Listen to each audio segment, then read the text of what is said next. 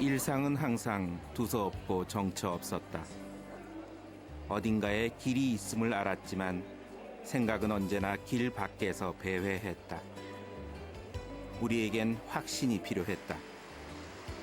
우리는 길을 찾기 위해 길을 나서야 했고 우리의 순례는 그렇게 가슴속 저 깊은 곳에 자리한 오랜 조바심으로부터 시작되었다.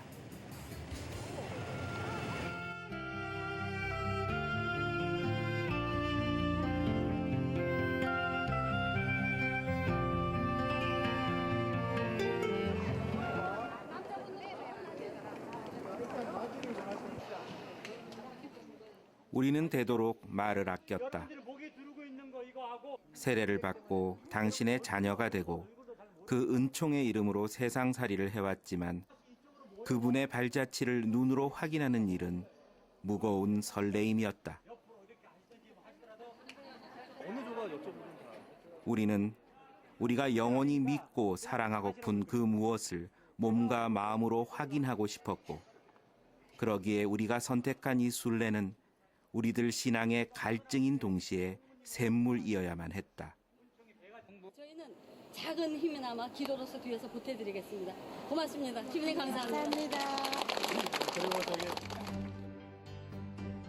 가을의 초입에서 시작된 우리의 여정은 지구의 반대편을 돌아 이집트와 요르단과 이스라엘의 뜨거운 광야와 조우할 것이고 우리들 한 명 한 명의 영혼도 그곳의 날씨처럼 더워질 것이었다. 여러분, 이 거룩한 순례를 시작하면서 우리는 어떤 동기에서 이런 거룩한 뜻을 품어 성취하게 되었는지 다시 한번 주님께서 우리에게 보여주실 땅. 그곳은 아마도 우리 마음속의 가나안이고 갈릴레아고 요르단 강일 것이며 아니 어쩌면 골고타의 가파른 언덕이거나 엠마오의 도련한 깨달음일 것이다.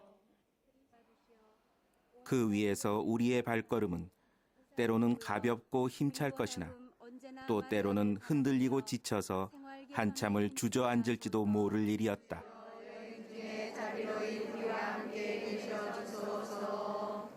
당신의 자비를 베푸시고 당신을 찾는 사람들에게 항상 가까이 계시오니 열심한 마음으로 순례의 길을 떠나는 당신의 종들과 함께 계시며 이들의 길을 당신의 뜻대로 인도하시어 낮에는 당신의 그늘 밑에 보호하여 주시고 밤에는 당신 은총의 빛으로 밝혀주시어 당신과 함께 동행하여 목적지까지 무사히 도착할 수 있게 하소서.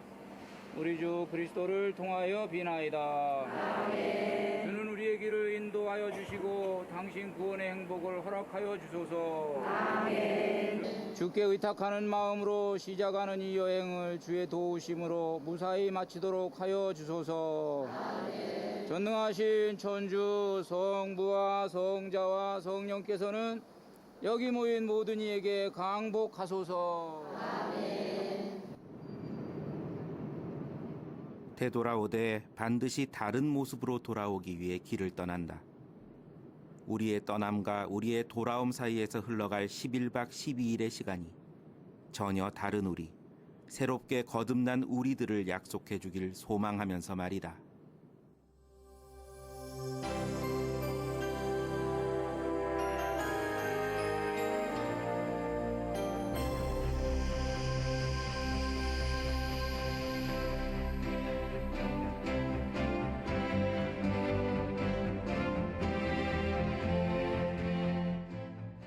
서울에서 11시간, 우리는 카이로에 내렸다. 아라비아 사막에서 불어오는 뜨거운 바람으로 이집트는 한밤중에도 열사였다. 저 피라미드를 보도록 하겠습니다. 거리는 그리 정돈돼 보이지 않았지만 위대한 문명의 후예들이 지니는 여유라고 생각하니 카이로의 무질서함도 왠지 넉넉해 보였다. 우리들 순례의 첫 밤이 벌써 지나가고 있었다.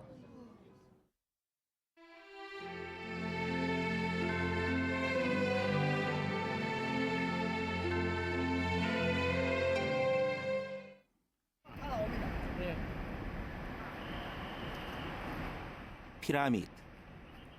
인류 문명사에서 찬란히 빛나는 불가사의의 대명사. 4천여 년 전 아득한 시대의 눈부신 유적들이 그 옛날의 영광을 증언하고 있었다. 하강암이 있어요. 하강암.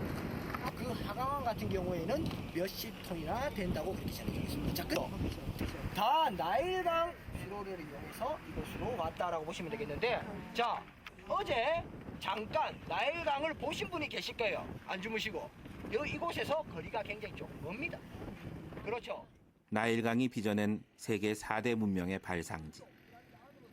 인류에게 농경의 시대를 열어준 선구자의 나라. 그러나 이 땅의 조상들은 자신들에게 주어진 이 엄청난 선물이 어디로부터 왔는지 알지 못했고 스스로 만들어낸 허망한 우상의 이름으로 창세의 주인을 헛되이 부르고 있었다.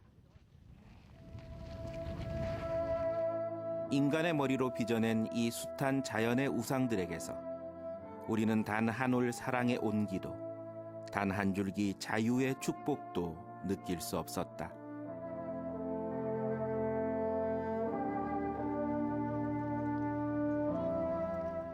은총의 참주인, 진정한 사랑의 창조주를 알지 못하는 거대한 건축물들만이 사막 한가운데 허허롭게 서 있을 뿐이었다.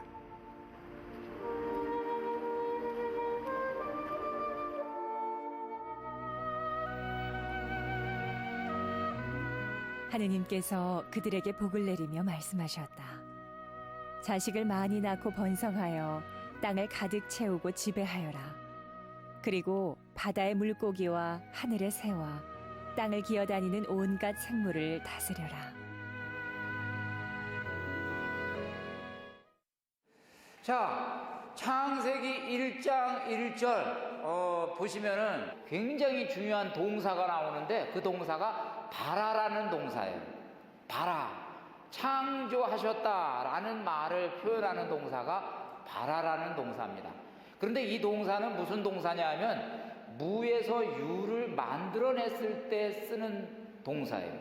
그리고 이 동사는 사람들은 천하 없어도 이 동사의 주어로 올 수가 없어요.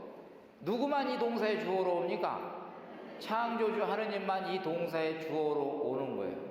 근데 이 동사가 사람들에게 말하자면 이 감격을 주는 게 왜 감격을 주냐 하면 이 사람들이 끝났다고 생각되는 지점이 있습니다. 그래서 절망을 합니다. 바닥을 칩니다. 그래서 아예 포기합니다. 그럴 때 사람들이 이 바라의 하느님, 그러면 무에서 유를 만들어내신 분이시기 때문에 이제 이분은 이 끝난 것을 다시 새롭게 시작할 수 있는 분이다 라는 희망을 가질 수 있는 근거가 되는 겁니다. 그러니까 이스라엘 사람들이 이 바라의 하느님을 딱 이렇게 창세기 1장 1절을 딱 읽으면 먼저 뭘 생각하냐면 하느님의 전능하심을 생각하고, 그 다음에 내 인생에서 내가 아무리 힘든 상황에 있어도 내 인생을 그분은 새롭게 시작해 주실 수 있고 소위 말해서 신빙으로 바꿔주실 수 있는 분이시다. 이렇게 이제 우리가 의지할 수 있는 겁니다. 오늘 우리가 여기에 오신 여러분들 가운데에 아마 이제 다시 생활 현장으로 돌아가면 경제적인 문제 때문에 좀 문제를 조금 해결해야 되실 분도 계시고요. 또 건강이 이제 안 좋으셔가지고 건강 때문에 기도하는 분들도 계시고요. 또 인간관계가 조금 내가 원하는 방향으로 안 가가지고 인간관계가 완전히 뒤틀려서 어떻게 좀 새롭게 시작을 조금 해보고 싶은 분들도 계실 겁니다. 그런 분들은 오늘 우선 이제 창세기 1장 1절 바라의 하느님을 한번 붙드시고 기운 내시고 기도하시고 매달리실 수 있다. 이 희망으로 오늘 이 자리에서 바라의 하느님을 만날 수 있기를 바랍니다.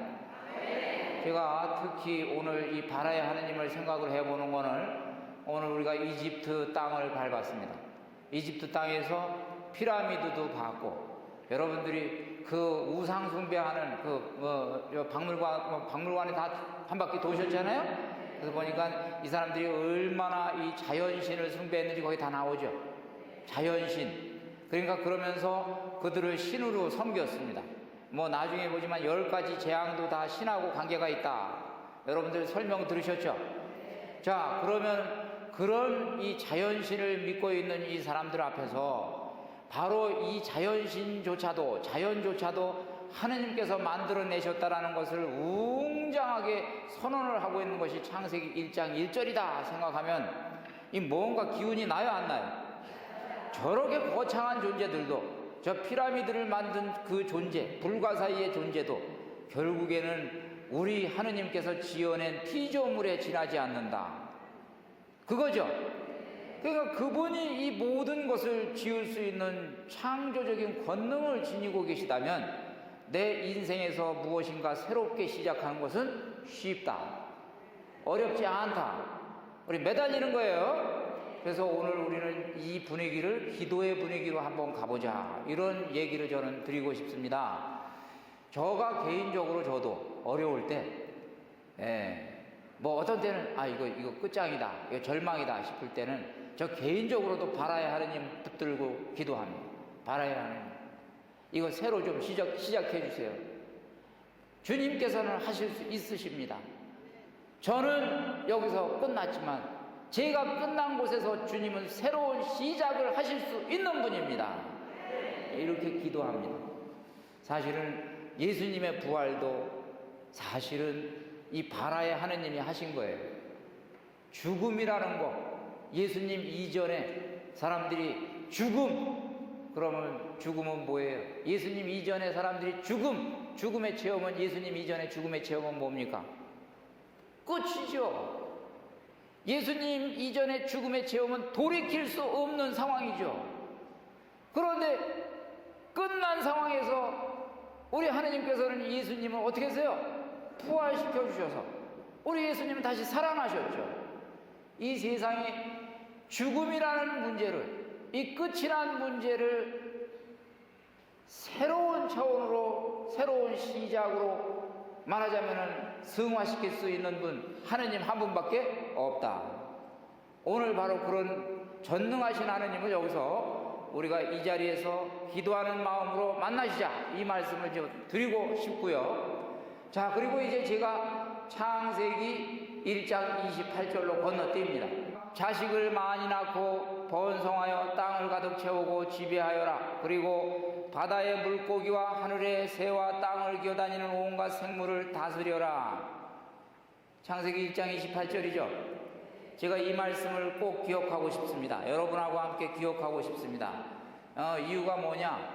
이 말씀은 하느님께서 하늘과 땅을 완전히 만드신 다음에, 뭐 중간중간에 뭐 이렇게 점검도 하시고 뭐 따로 말씀을 주시지만 완전히 이제 됐다, 이제 다 만들었다, 인간도 만들었어요. 인간도 완전히 만드신 다음에 가장 먼저 주신 말씀이에요.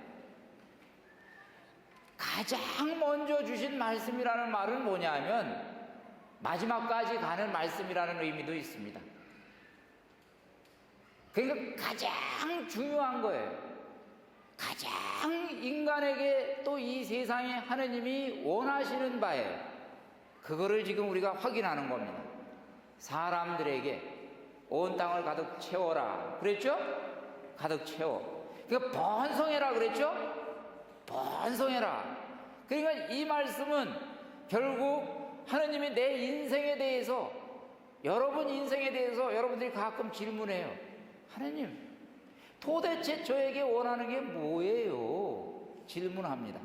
제 인생에서 주님이 원하시는 게 뭔가요? 질문합니다. 그럼 주님이 원하시는 건 한결같아요. 창세기 1장 28절이에요. 나는 너희를 만들어 놓고 제일 먼저 내가 뭘 원하는지 가르쳐 줬지 않냐? 주님은 원하시는데 어떤 때는 여러분이 원하시지 않아서 안 되는 거예요. 그게 중요한 거예요.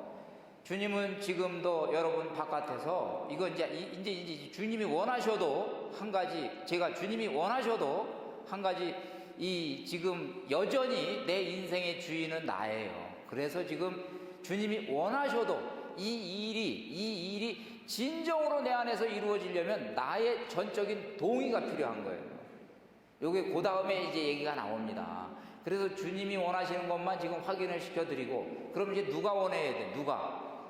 내가 원해야 돼. 주님, 저도 번성하기를 원합니다. 주님, 저도 잘 되기를 원합니다. 온 땅을 가득 채우기를 원합니다. 그러면 주님, 저와 함께 합작을 한번 해보시죠. 이게 오늘 기도의 주제입니다. 됐습니까? 자, 그래서 일단 여러분들, 이것이 이제 말하자면 하느님의 이 선언이 저 끄트머리까지 간다. 제가 이따 확인시켜 드릴 거예요. 간 거 확인시켜 드릴 거예요. 만약에 칠판이 있으면 이렇게 그려가지고 제가 칠판에다가 딱 요 놓고 나중에 가서 확인을 시켜 드리는데, 지금은 기억만 하세요. 이거 이제 나중에 이게 끄트머리까지 간다. 이 하느님의 축복이 끄트머리까지 간다. 요거까지만 기억하시고, 그러면 이제 우리가 기도할 때 하느님과 우리와의 관계에서 중요한 게, 제가 방금 뭐라 그랬어요? 자유의지라고 그랬죠? 자유의지. 자, 하느님이 그러면 인간을 만드셨습니다. 나라는 존재를 만드셨습니다. 동물하고 달라요. 짐승하고 달라요. 그래서 하느님이 우리의 모상을 닮은, 그 다음에 나오는 대목이죠? 우리의 모상을 닮은 인간을 만들자. 자, 거기에는 이제 책에는 여러 가지가 있어요. 저는 오늘 하나만 여러분하고 확인하고 넘어가겠습니다. 도대체 하느님이 당신의 모상을 가진 존재로 인간을 만드신 이유는 뭐냐? 왜 그랬을까? 나를 만든 이유는 뭐냐? 왜 그랬을까? 그것은 우리를 만들어 놓고 로봇처럼 조종하기 위해서 만드셨나요? 아니. 우리를 만들어 놓고 우리가 금 밟으면은 너는 지옥, 또 금 밟으면은 너는 연옥, 금 안 밟으면 너는 천당, 요거 가리기 위해서 만들었나요? 그것도 아니에요.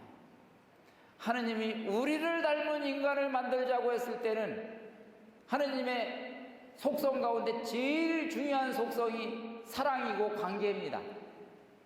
그러니까 우리와 더불어서 커뮤니케이션을 할 수 있는 존재를 만들자. 뭔가 주고받을 수 있는 존재를 만들자. 거래를 할 수 있는 존재를 만들자. 그래도 뭘 만들려면은 그래도 우리가 뭔가를 이 거래를 하려면 나와 그 인간 사이에, 하느님과 인간 사이에 뭔가 장치가 있어야지 주고받을 수가 있다 이겁니다. 그래서 우리를 닮은 인간을 만들자 했을 때 거기에 뭐가 들어가는 거냐 하면은 자유의지가 들어가는 거예요. 거기에 자유의지가 들어가는 거예요, 여러분. 그러니까 인간이 하느님의 사랑의 파트너로 창조를 받았다라는 사실은, 여러분, 이건 눈물겨운 사실입니다. 우리 영성을 바꿔놓는 얘기입니다. 여러분들이 지금 영성생활을 수도 없이 하셨는데, 그동안의 신앙생활을 수도 없이 하셨는데, 신앙생활에서 나와 하느님과의 관계가, 하느님께서는 사랑을 원하시고, 하느님께서는 관계를 원하시고, 하느님께서는 나와 대화를 원하신다라는 것을 여러분들이 생각하시면, 우리가 흔히 얘기하기를 착하게만 살면 됐지 뭐 성당 왜 나가야 돼, 이런 얘기가, 이것이 굉장히 하느님을 모르는 얘기다 이거예요. 하느님을 완전히 염라대왕으로 만들어 놓는 얘기다 이거예요. 하느님을 조물주가 아니라 옥황상제로 만들어 놓는 얘기다 이거예요. 하느님은 그런 분이 아니고 인간을 만들어 놓고 인간과 더불어서 뭔가를 거래를 하기를 원하세요. 그 거래 가운데 가장 하느님이 좋아하는 거래가 사랑이죠. 사랑을 주고받는 거죠. 자, 그러면 제가 왜 방금 자유의지를 얘기했냐면, 사랑을 서로가 주고받으려면 반드시 사람 안에는 뭐가 필요해요? 자유의지가 필요한 거예요. 사랑의 주체성이 필요한 거예요. 그래서 자유의지가 있는데, 저 신부님이 왜 오늘 이 자유의지를 이렇게 강조를 하고 나오시냐, 이거를 이해를 못하니까 우리가 엉뚱한 일들이 너무 많이 생겨요. 기도도 엉뚱하게 되고 잘못되는 거예요. 여러분, 하느님의 자유의지는 이런 겁니다. 하느님이 우리에게 주신 자유의지는 이런 겁니다. 하느님께서 우리에게 자유의지를 주신 다음에 아무리 좋은 것을 하느님께서 하고 싶어도 하느님께서는 단 한 번도 우리의 자유의지를 침범한 적이 없어요. 여러분들은 이게 신기한 거예요. 여러분들 자녀가 어렸을 때 감기 걸리면 얘 자유의지하고 무관하게 입 벌려가지고 먹였죠? 억지로 먹였죠? 억지로 먹였어. 근데 하느님은 이 좋은 것도 한 번도 우리의 입을 강제로 벌려가지고 강제로 감기약을 먹인 적이 없는 분이에요. 왜? 나는 너희에게 자유의지를 주었고 너희는 네 삶의 주인은 너다. 네가 허락하면 나는 너에게 들어가서 능력이 되고 지혜가 되고 사랑이 되고 네가 문을 닫으면 나는 문 밖에서 너에게 아무것도 할 수가 없다. 이게 자유의지예요. 여러분 이언서를 읽어보고 성경을 읽어보면 이 대목이 계속 묵상이 됩니다. 왜 저 위대하신 하느님께서는 인간에게 쩔쩔매시는가? 그 이유는 인간이 자유의지를 가진 존재이기 때문에 사람을 설득하고 달래는 거예요. 지금도 하느님은 강제하고 계신 것이 아니라 사람에게 강압을 하시는 것이 아니라 달래는 거예요. 초대하시는 거예요. 여러분들 성지순례도 초대하셨어요. 여기 저 수녀님 3분 오셨습니다. 이 수녀님 3분이 수녀님이 될 때 하느님은 절대로 이 수녀님들을 강제로 끌고 가서 너 수녀원 살아 이렇게 얘기 안 했어요. 이분들한테 하느님은 뭐라 그랬냐면 나는 내가 수녀가 됐으면 좋겠는데 내가 수녀가 됐으면 좋겠는데 너는 어떻게 생각하니? 그래서 이분들이 네 그러니까 고맙구나 그러고 하느님이 받아들이신 거예요. 에? 저한테도 너는 신부가 되라 명령하신 게 아니라 뭐예요? 나는 내가 신부가 됐으면 좋겠는데 신부가 돼 줄 수 있겠니? 제가 예 그랬더니 주님이 그래 고맙다. 내가 너 앞으로 신부 되기를 원하고 신부 되는데 네 신부로서 활동하는데 내가 항상 함께하마 이렇게 되는 거예요. 하느님은 한 번도 여러분 인생에서 내가 너에게 복을 주고 싶은데 복을 주고 싶은데 너 이 복 가져 이런 것도 없으세요. 못하세요. 왜? 하느님의 결심이세요. 자유의지는 그만큼 크다는 얘기예요. 제가 지금 얘기하는데 핵심이 뭡니까? 우리의 자유의지는 그만큼 크다. 하느님은 우리를 그만큼 어떻게 해요? 존중하신다. 존중하신다 이 얘기죠. 그러니까 이제 아까 창세기 1장 28절이 왜 모든 사람에게 적용이 안 되냐? 바로 이 얘기예요. 그것을 의식하고 하느님 제 삶의 축복이 되어 주십시오. 그러고 받아들이는 사람 안에서는 축복이 되는 거고 누군가 들어가가지고 나는 네 안에서 축복이 되고 싶은데 너는 어떻게 생각하니? 저는 복을 주는 하느님을 믿지 않고 정의의 하느님을 믿습니다. 그러면 하느님은 그 안에 들어가서 축복이 되기 어려워요. 그 사람이 가지고 있는 그 관점을 하느님이 존중해 주십니다. 그래 나는 네가 원하는 대로 네가 해주마 되는 거예요. 또 하느님께서 지금 오늘도 여러분에게 초대하고 계십니다. 나는 네 안에 들어가서 지혜가 되고 싶은데 나를 좀 받아들일래? 받아들이면 지혜가 됩니다. 나는 네 안에 들어가서 능력이 되고 싶은데 받아들일래? 네. 그러면 능력이 되어 주십니다. 이런 하느님이세요. 나는 네 안에 들어가서 행복이 되고 싶은데 너는 받아줄래? 그러면 여러분 안에 하느님이 들어오셔서 행복이 되어 주십니다. 아멘이죠? 우리가 받아들이는 거예요. 우리가 어떤 하느님을 받아들이냐에 따라서 이 하느님은 바로 이제 내 하느님이 되는 거예요. 오늘도 우리 하느님은 밖에서 여러분 밖에서 문을 두드리고 계세요. 하지만 이스라엘의 자손들은 그들 마음의 문을 애타게 두드리시는 주님의 목소리를 들을 귀가 없었다.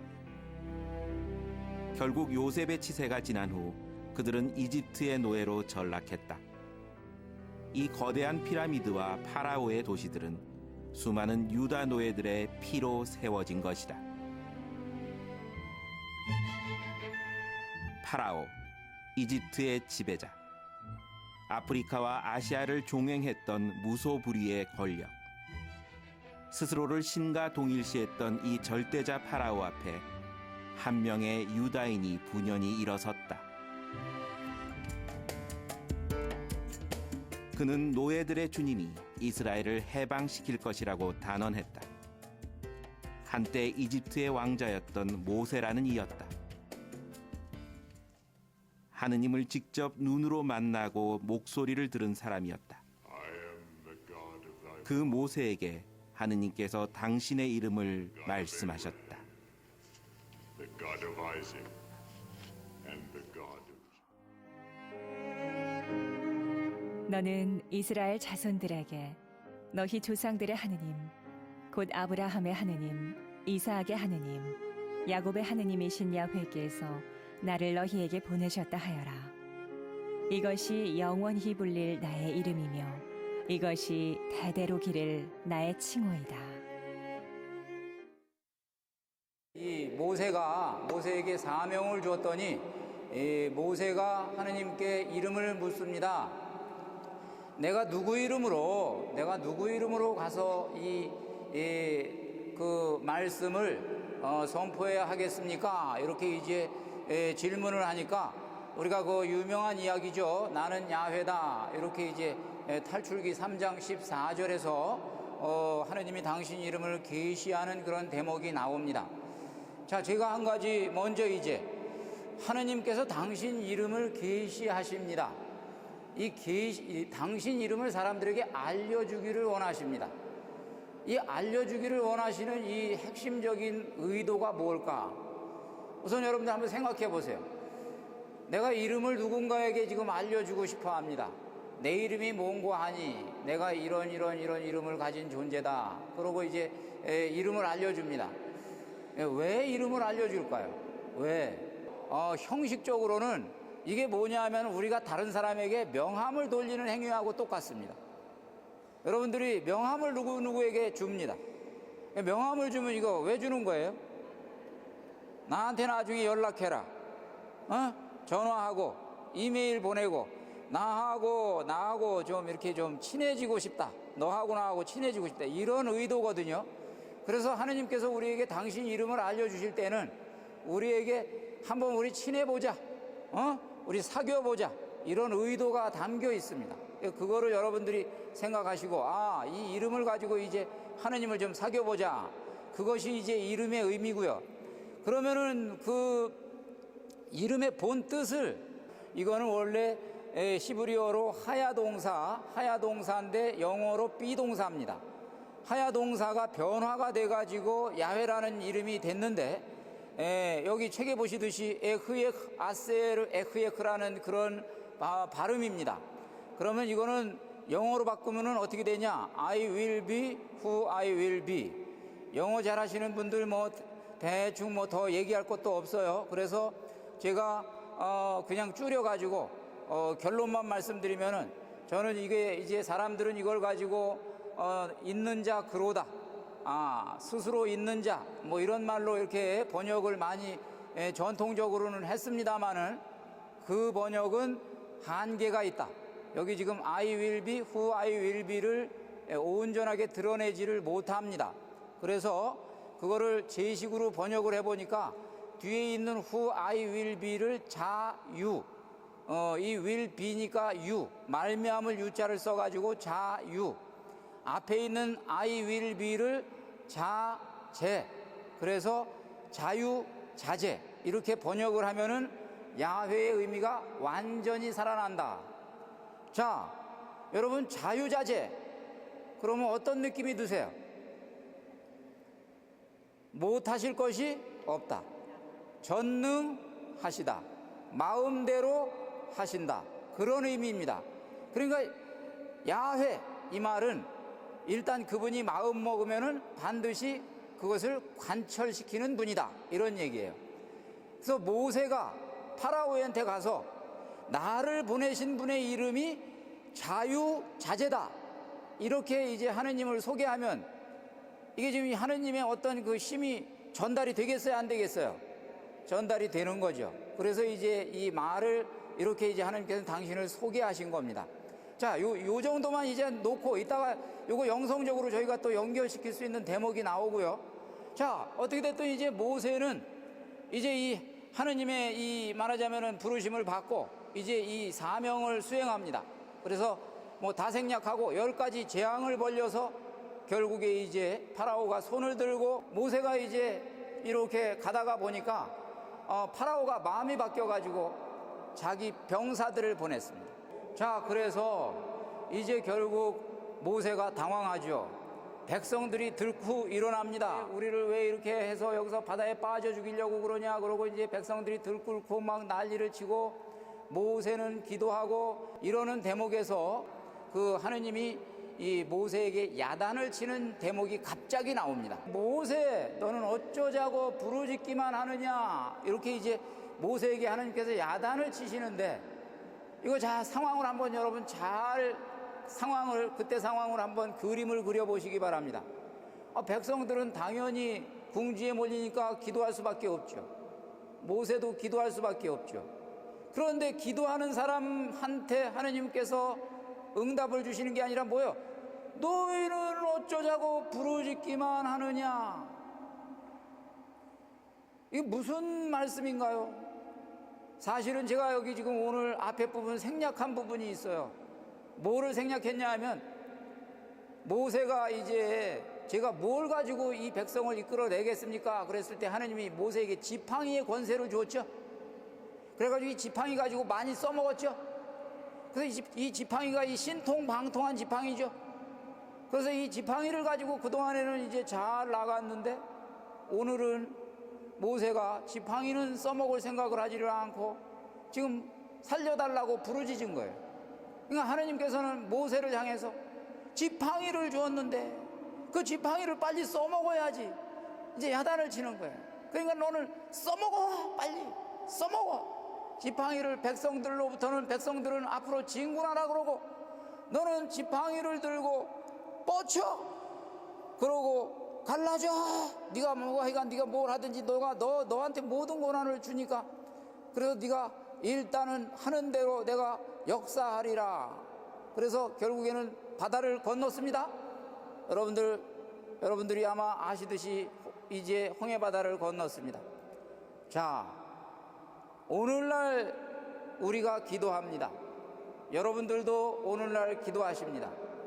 뭐 하여간 뭐 궁지에 몰려가지고 이 지금 이스라엘 백성이 처한 상황하고 비슷한 상황 우리도 처할 수 있습니다.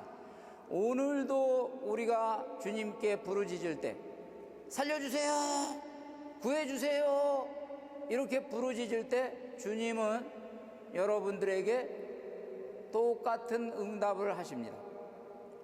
너는 어쩌자고 부르짖기만 하느냐, 써먹어.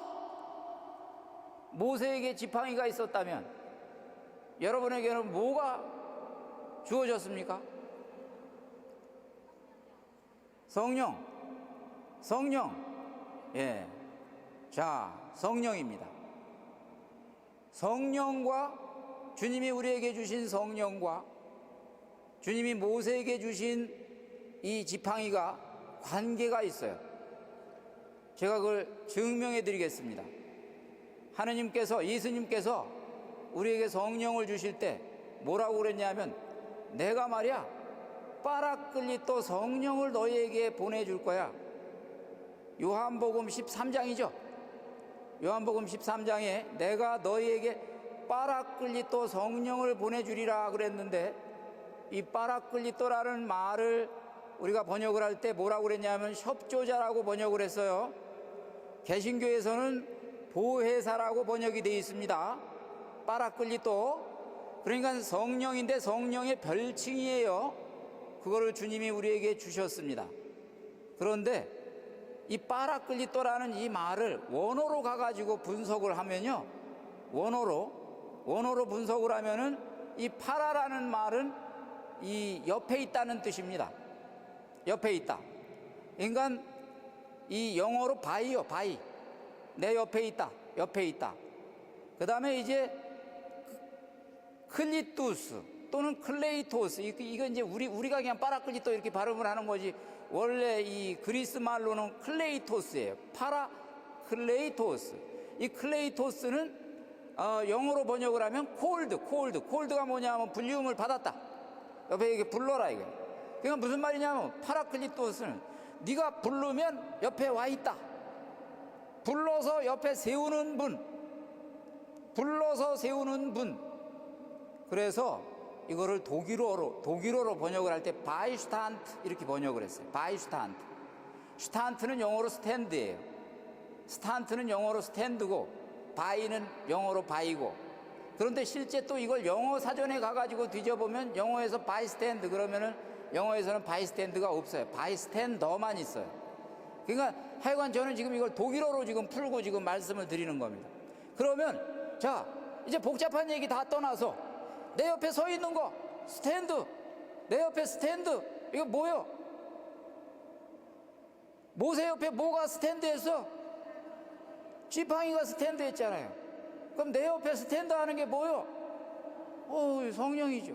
그러니까 이 바이스탠드 파라클리투스하고 모세의 지팡이하고 같은 얘기예요. 저는요 제가 이렇게 성경을 읽다가 보면은 이 성경이 이렇게 딱 연결이 되는 그런 순간이 있는데 이 몇 가지가 아주 기가 막힌 연결이 되는 순간이 있는데 지금 이 예수님께서 파라클리투스라는 말을 할 때 분명히 예수님은 모세의 지팡이를 연상했습니다. 틀림없어요. 그게 연결이 된 거예요. 그래서 모세의 지팡이는 오늘날 우리말로 얘기하면 뭐요? 성령이고 우리가 받은 성령은 옛날 말로 하면 뭐요? 지팡이고 그것이 통하는 것이다. 이것을 이제 우리가 확신을 하면 우리도 이제 기도하실 때 여러분들도 기도하실 때 주님이 써먹어 그러십니다. 그러면 이제 성령을 우리가 기도할 때 써먹어야 돼요. 성령을 기도할 때 어떻게 써먹냐? 성령의 은사 중에서 믿음의 은사가 있어요. 그러면은 믿음의 은사를 가지고 여러분이 기도하실 때 믿음의 은사를 가지고 기도하는 분은 살려주세요 이런 말을 안 한다 이거예요. 다 죽게 됐습니다 이런 말 안 한다 이거예요. 믿음의 은사를 가지고 기도하는 사람은 기도할 때 주님 믿습니다 아멘. 여기서 제가 살아날 것을 믿습니다 아멘. 붙들어 줄 것을 믿습니다 아멘. 그러니까 믿음의 은사로 기도하는 사람은 이미 확신하는 거예요. 감사합니다 믿습니다 아멘. The Lord of hosts will do battle for us. Behold his mighty hand.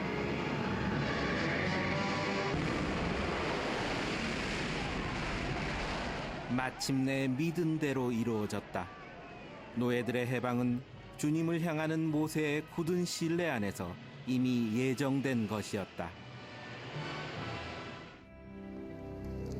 나는 내 백성들이 겪는 고난을 똑똑히 보았고 그들의 고통을 알고 있다. 시나이 광야에서 우리는 당신 자녀들의 아픔에 애통해 하시는 하느님의 목소리를 가슴으로 들었다. 그것은 40년에 걸친 출애굽의 역사가 시작되는 순간이었으며 주님 백성들에 대한 하느님의 사랑이 저 드넓은 광야를 향해 움직이기 시작한 출발점이었다. 주님께서 말씀하셨다. 나는 이집트에 있는 내 백성이 겪는 고난을 똑똑히 보았고 작업 감독들 때문에 울부짖는 그들의 소리를 들었다. 정녕 나는 그들의 고통을 알고 있다. 모세, 내가 내 백성 이스라엘이 이집트 땅에서 고생하는 모습을 보았고 그들이 부르짖는 소리를 들었고 그들의 고통을 알고 있다. 이렇게 말씀을 하시고 나서 그러기 때문에 내가 내 백성을 이제 구출해내서 이집트 땅에서 구출해내서 젖과 꿀이 흐르는 가나안 땅으로 데려내 가고자 한다. 나는 너를 통해서 이 일을 이룰 것이다. 모세에게 이 말씀을 하셨습니다. 그리고 이제 내일부터 진행되는 모든 일이 이제 진행이 됩니다. 자, 그러면 우리는 출애굽을 기억할 때 이 홍해바다 건넌 이 사건만 기억을 해요. 그리고 위대한 사건만 기억을 하는데 하느님께서 왜 움직이셨는지를 설명하는 대목은 우리가 그냥 소홀히 여깁니다. 그 대목을 우리가 기억을 하면은 우리는 또 다른 출애굽 체험을 할 수 있는 근거를 확보하는 셈이 되는 거예요. 그럼 하느님은 어떤 분이냐? 우리가 고생할 때 당신 두 눈으로 보고 계시오. 우리가 기도할 때 듣고 계세요. 우리가 속 모르는 아픔을 앓고 있을 때 하느님은 그것을 당신 예민한 감수성으로 우리와 똑같이 공감하고 계세요. 공감하고 계세요. 지금 이것이 지금 우리가 오늘 하느님께 걸어보는 기대입니다. 왜 기도해야 되냐? 하느님은 나를 알고 계십니다. 왜 기도해야 되냐? 하느님은 나를 이미 보고 계십니다.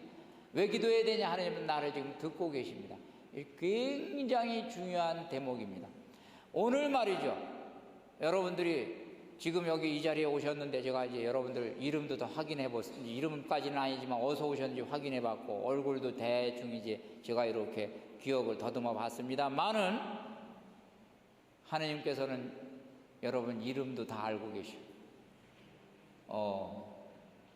여기 오실 때 어떻게 오셨는지 다 아시오. 어떤 분은 개돈 타가지고 오셨고, 어떤 분은 지금 아직도 빚을 내가지고 오셨어, 빚. 그래서 이제 이거 집에 가면 갚아야 돼, 이제. 어떤 동기에서 어떤 마음에서 오셨는지 다 아셔. 이름도 아시고 다 아셔. 그렇기 때문에 우리가 기도하는 거예요. 기도하는 거예요. 그래서 아픔을 가지고 오신 분도 주님은 알고 계시고, 기도 제목을 가지고 오신 분도 알고 계시고, 그냥 간다니까 그냥 간다니까 구경 삼아 따라오신 분도 여기 계신 거 주님은 알고 계셔요. 그러나 구경 삼아 따라오신 분도 주님은 사랑하시기 때문에 다니다가 계기를 주셔가지고 깨달음을 주시고 은총을 주실 거예요. 그렇죠? 그런데 기도 제목을 가지고 오신 분들의 기도는 여러분 집에까지 갖고 가시려고 생각하지 마세요. 이 열흘 동안 어디선가 승부를 내세요. 잠자지 마시고 승부를 내시라고. 어디서 열흘 동안 어디선가 승부를 내셔. 아주 승부처를 딱 정해. 그냥 정해. 시나이 산에서 정하든지 요르단 어디 뭐 강물에서 정하든지 갈릴레아에서 정하든지 하여간 승부를 어디선가 내셔가지고 여러분들이 주님의 이 말하자면 응답을 만나고 가시기를 바랍니다.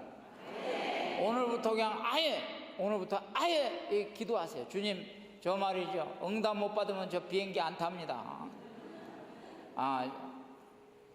여러분 매달리세요.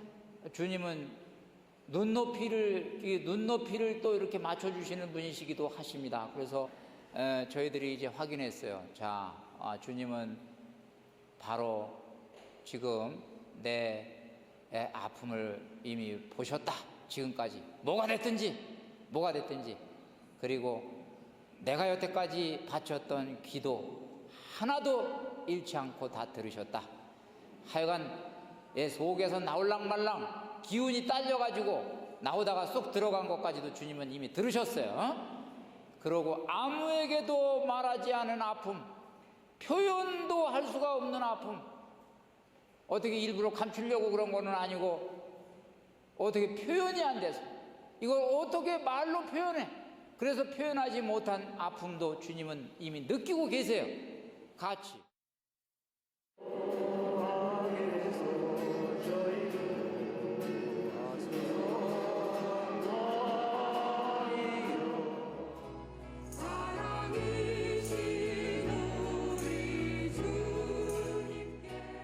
아브라함의 하느님, 이삭의 하느님, 야곱의 하느님, 그리고 모세의 하느님이 지금 우리에게 계시다.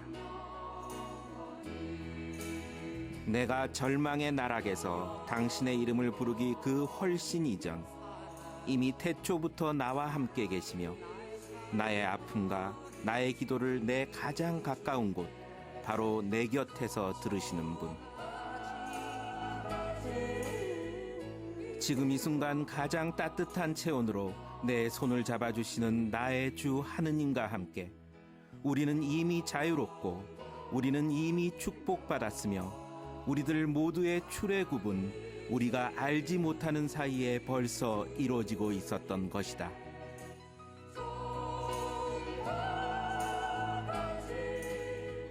정말 뜻깊게 우리 믿음의 생활을 더 한층 아주 그냥 심기 위해서 제가 이 성수를 왔습니다. 하나님께서는 하신 일은 안 되는 것이 없다. 저희 믿음도 정말 주님께 영광을 드려야 되겠다는 그 더한 그런 깊은 신앙심을 갖게 된 것 같습니다. 그래서 지금부터 이제 국악 10일 남은 여정도 말씀과 더불어서 구약의 맥을 쫓아서 곳곳을 다니면서 또 말씀과 미사를 통해서 더 은혜 받을 것 같습니다. 우리들의 순례는 시작부터 새로운 만남, 새로운 깨달음, 그리고 새로이 일깨우는 성경의 첫 장을 열어젖혔다. 병력처럼 다가온 말씀과 더불어 구약의 맥은 서서히 열려가고 있었다.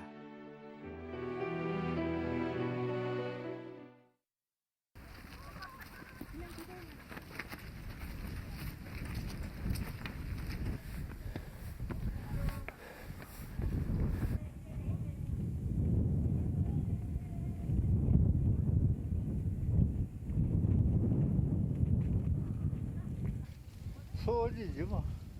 일주일에 한 번 오는 거. 여기서 올라오시면 뭐를 하실 건데요? 여기 올라오면은, 예, 모세께서 십계명 받은 것처럼 내 마음속에도 이제 십계명을 예. 마음속에 붙여가지고 소원을 가가지고 이제 그대로 살아야지. 모세님처럼